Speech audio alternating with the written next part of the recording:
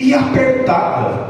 Primeiro, no verso 13, ele fala que é para nós entrarmos na porta estreita, porque existe uma porta larga que conduz à perdição. Aqui no verso 14 ele inverte. Diácono Eliseu, irmã Meirinha. No verso 14 ele diz: porque estreita é a porta. Ele usa um artigo definido. Ele não diz: e porque estreita é uma porta. Ele usa um artigo definido dizendo: porque estreita é a porta.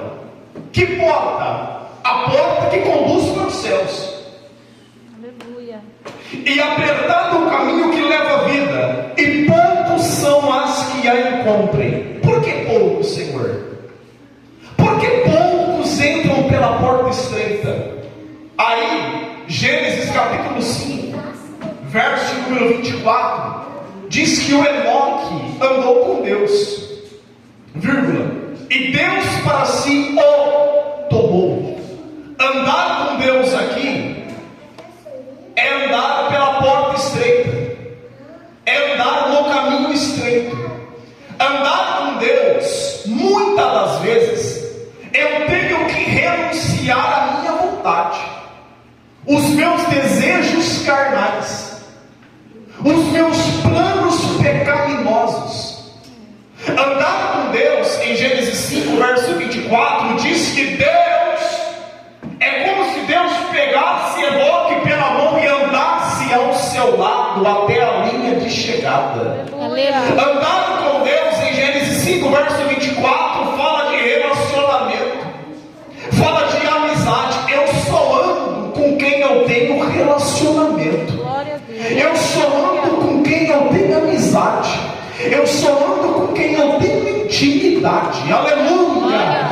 Deus está dizendo: ande comigo, por mais difícil que esteja, você estará comigo. Ande com o Senhor, irmão, ande com Cristo. Obreiros da Assembleia de Deus, Ministério do Belém, que nós andemos com o Senhor, porque nós, quando andamos com Deus, pode levantar o inferno inteiro. Deus é conosco.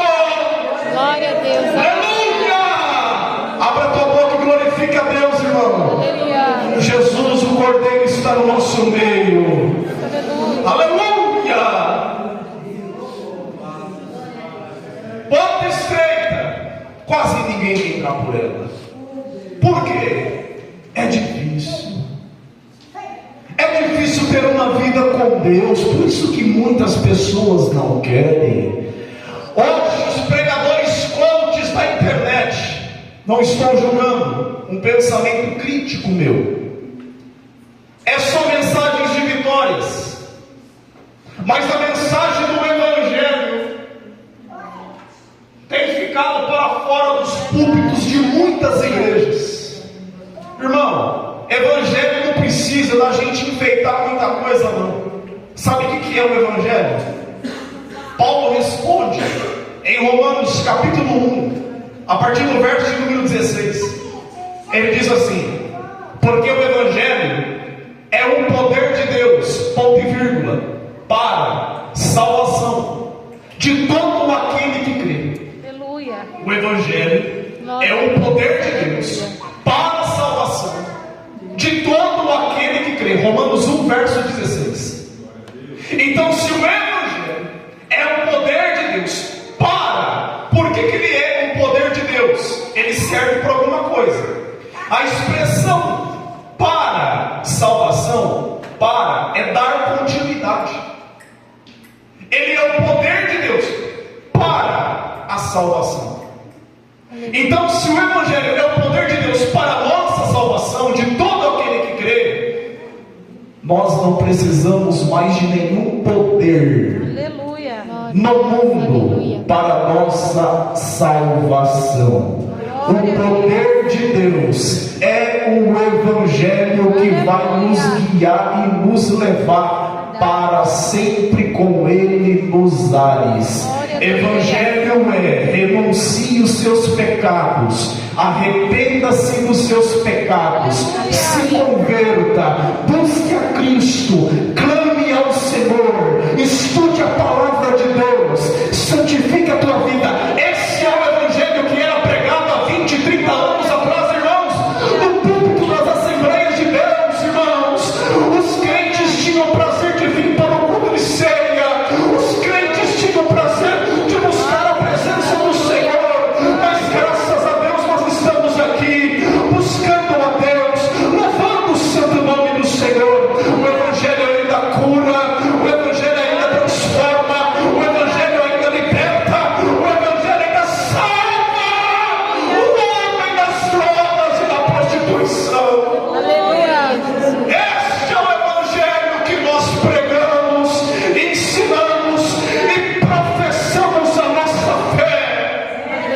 Aleluia. Glória a Deus.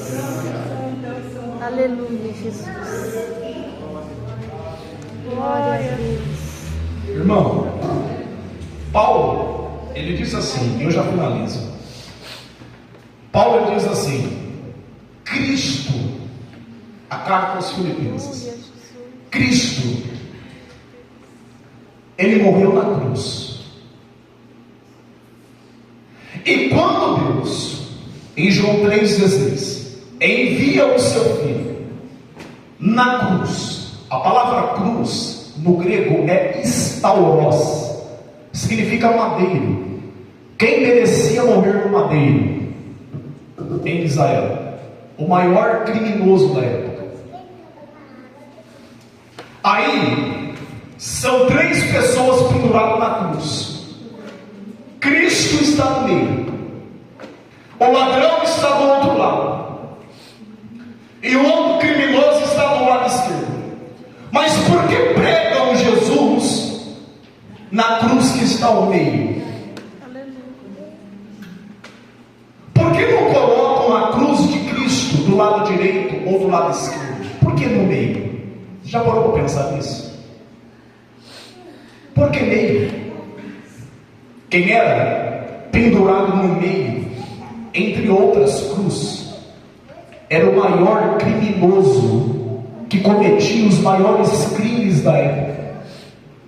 Cristo, a Bíblia diz que ele não cometeu pecado algum. Penduraram Jesus na cruz do meio, dizendo entre os soldados: ele é o maior criminoso entre os judeus. Então quem merecia ser pendurado na cruz ao meio? O maior criminoso, aquele que cometeu muitos e muitos crimes. Jesus, de forma inocente, está agora, Márcio, no meio dos 2 criminosos. Aí muita gente diz: a voz do povo é a voz de Deus. Mentira, irmão. A voz do povo não é a voz de Deus, não. Quer que eu te prove? Estava Jesus e Barrabás. Quem que o povo pediu para ser solto? Jesus ou Barrabás? Então não me venha falar que a voz do povo é a voz de Deus, que não. Se a gente for escutar a voz do povo, irmão do céu, você é o pior criminoso da cidade, da face do mundo, de coisas que você nunca fez para alguém. Mas ainda bem que nós temos um advogado nos céus, o Cristo, o Cordeiro de Deus, que tira o pecado, que nos justifica, que nos liberta, que nos salva, que nos purifica para todos sempre. Aleluia. É por isso que João, na sua primeira carta, ele diz que existe um advogado fiel, que é Cristo Jesus, aquele que intermedia entre o homem a Deus. Aleluia. O profeta Isaías, ele vai dizer que a única coisa que separa o homem de Deus é o pecado. Uma vez que a palavra pecado significa na língua grega errar o alvo, na verdade aqui errar o alvo é quando antigamente, na Grécia antiga, os competidores de flechas tinham um alvo para acertar. E quando aquele flecheiro pegava o seu equipamento e mirava no alvo, se o mesmo competidor errasse o alvo, ele estaria cometendo um grande pecado. É daí que surge o significado da palavra pecado, errar o alvo. É quando eu tento fazer a coisa certa, mas eu erro o alvo que é Cristo Jesus. É onde eu erro a minha flechada. É por isso que o profeta diz: olha, o que faz separação entre a mulher, entre o homem a Deus, é a prática do pecado. Aí o texto que nós lemos diz: entrai pela porta estreita. Por que, Jesus, nós temos que entrar pela porta estreita? Porque larga é a porta e espaçoso o caminho que conduz à perdição. Então vamos pensar dentro do texto. Existem pregadores hoje em dia na internet que eles fazem três coisas: lê o texto, sai do texto e nunca mais volta para o texto, né? São os pregadores que pregam em três tópicos, irmão Demar: lê o texto, foge do texto e nunca mais foge do texto. Mas aqui nós vamos ficar dentro do texto. Cristo diz: entrai pela porta estreita. Primeira coisa, ele está usando uma metáfora. O que é uma metáfora? É uma comparação. Ele está dizendo assim: entrem pela porta estreita. Por que nós temos que entrar pela porta estreita?